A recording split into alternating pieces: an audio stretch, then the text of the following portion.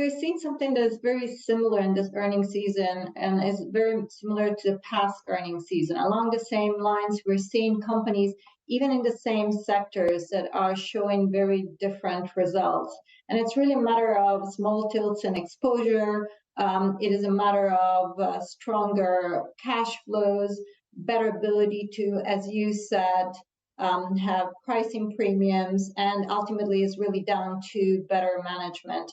But the differences in this earnings season are staggering. I mean, you mentioned the insurance business where overall we're seeing good results, but think about the industrial companies. I mean, we're seeing completely opposite results.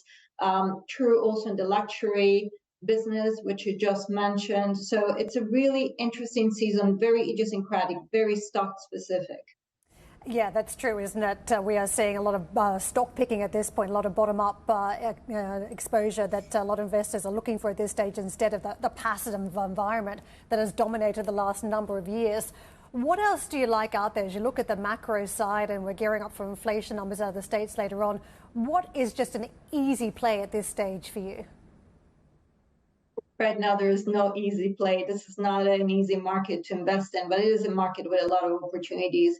We are telling our clients not to bet on broad macro themes, not to bet on whole sectors, not to bet on all countries, but really to try to understand the company by company specifics. There are some themes that we really like. Innovation, AI is still a big theme. I know that there are some stocks that have run very hard, but there are many other stocks that benefit from AI that investors might have not noticed, that don't look like they have been noticing them given valuations. The theme of decarbonization, you saw that there are some issues at the renewable end, but not all companies have been suffering from them.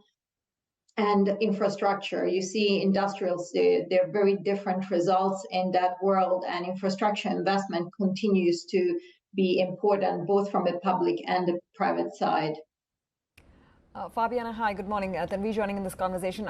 As I look at your portfolio strategy and your portfolio construct right now, you're essentially saying that if you break down the MSCI AC World Index and look at the performance there, only two stocks actually, as of end of July, have been from the US, NVIDIA and Palantir Technologies. The rest of the outperformers come from South Korea, 4 of them from South Korea, and 2 from China, which is a market nobody wants to touch with a barge pole. And so how are you looking at international equities performance and the allocation thereof amid all that talk about soft landing in the US?